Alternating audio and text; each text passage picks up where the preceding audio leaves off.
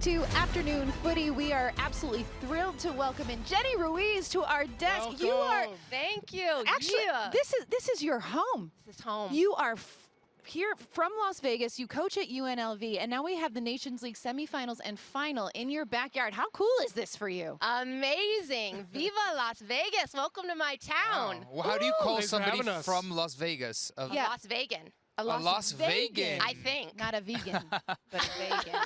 We're going with it. Okay. Welcome. Now, we're so thrilled to have you. Let's dive into this Mexico side because we've been kind of chatting about what we expect to see from Diego Coca. Can you kind of dive into how they're going to line up, what that looks like, and how it maybe differs from a Tata Martino side? Yeah, it's a younger roster minus Ochoa, and it's exciting. He's kind of done things with this group and brought in a whole heap of new players, but familiar players. But it's going to be really exciting.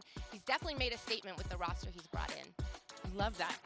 Who should we be keeping an eye on in terms of attack? Because we have had this conversation about the number 9 for the United States Yes. and how we finally have one that we think is going to be the future.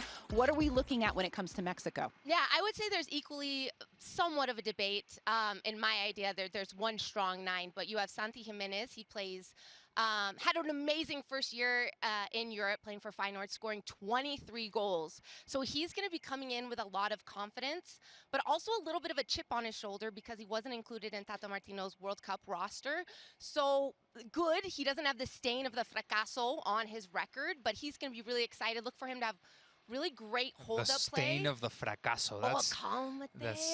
That's a strong way of qualifying Mexico's World Cup. It was though, wasn't it? It was. Failure. So he's really exciting to me. And then you have Henry Martin, plays for Club America, and he's a little bit more of like a bruiser type 9. I don't know if you can relate to that. You're A little too bit, classy. yeah. No, towards the end of my career, I had to be a little bit more of a bruiser. So I definitely get how he's going to try and come in and unsettle the U.S. backline. Yeah, absolutely. So Charlie over here is saying that defensively there are some weaknesses Wobble. on this Mexico side. Jenny, I want to get your take. Is Charlie right in that assessment? I do want to touch on one thing I've been hearing over here in the corner. You've been talking about them not having pace. So they have Uriel Antuna. He was, according to FIFA's metrics, one of the top 10 fastest players at the Qatar Defensively, World where's Cup. the pace? Defensively, Defensively, where's the pace? Okay, well, you're going to Zero. bring in, whoa. Cesar Montes is not fast. He's not. No. He's not fast. Mexico but where are they has zero fast? pace defensively. Wingbacks are incredibly fast. So if they can be a little bit more organized in transitional moment, that could help. But Let's roll the tape, actually. Wow. You think those wingbacks are quick? Let's roll the tape. Come on now. Mexico, you're giving them too much credit. I think I would expect you to be a little bit harder on this group because I would be the same way with this U.S. group. I was extremely hard on them because my expectations are here. And I know this Mexico side lacks the quality that typically you're used to when you talk about Tecatito Corona and Lozano and Dos Santos of the past, Vela, Chicharito. You don't have those names anymore. So I feel like Mexico, they're looking for the future because they see the U.S. has kind of revitalized this group. And everything that I've read from the Mexican press is we need to refine this passion around this group and turn the tide. And I'm not inspired by this group. But that's what Santi Jimenez could be for this group. We're waiting for his big moment with Mexico, so it could be this tournament. It's a dangerous tournament for Diego Coca, but it could be very exciting for Santi Jimenez. And this is where you make your names. I know that they aren't names that off of a sheet you look at and you say, oh, that doesn't scare me. But in a game against the U.S., these players are going to be so motivated to come out there and make their names. I think of Luis Chavez, who scored a golazo, top 3 golazo at the World Cup. Like, and he's creative. Charlie Rodriguez, I don't think had the best last couple of outings with the Mexican national team, but he still has quality. And Santi Jimenez as well, after getting snubbed at the World Cup. Imagine how motivated he is. One of the most informed strikers in the Europa League, for example, in the Eredivisie, to come in here against the U.S. just like Balogun. Just like Balogun. Let's go. Tata Martino didn't give me a look. Imagine. Whoa, now I the get my eyes chance he gave me. against the U.S. I think we are underselling how Mexico's coming out here. Like I know the they're not. sandwich here? No one's Like this? underselling This is great. what this means I to mean, you. you haven't, but you haven't. I'm been- underselling their quality.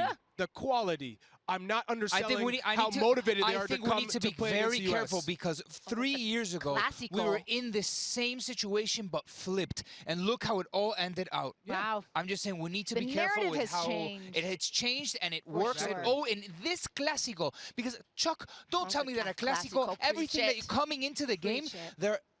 the context is lost because they hate each other, because they want to battle it out and win. And it doesn't matter how you arrive to the game. It matters who wins in 90 minutes. I've been in between the lines. Yeah. I know how this goes. So I think we need to be careful with Mexico. You can never write off a team, either or.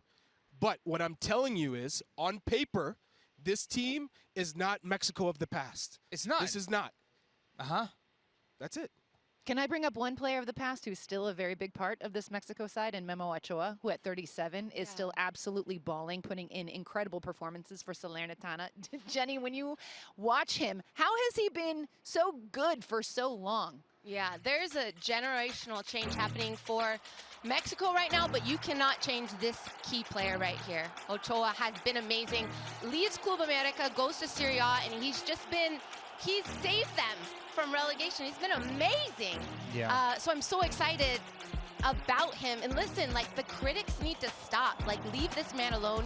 He still is, he is the one, and we need this experience in goal. And who's next? Acevedo, he's gone. He had an injury against Cameroon, so he's out. I think that's a big blow to not have. Who is next in line to put on the gloves between the sticks? I think Carlos Acevedo has shown that he has the shot-stopping ability to be there, but the fact that he got that shoulder injury in the warm-ups against Cameroon, Malagon's not your guy. No. After that gaffe in the second goal, absolutely not. Yes, that was what a blunder. And everyone, silence after that. Where's Ochoa? We want him back. Signing autograph in the stands. He sure was. He sure was. Such an absolute legend. Jenny, thank you so much. We'll be seeing you later on.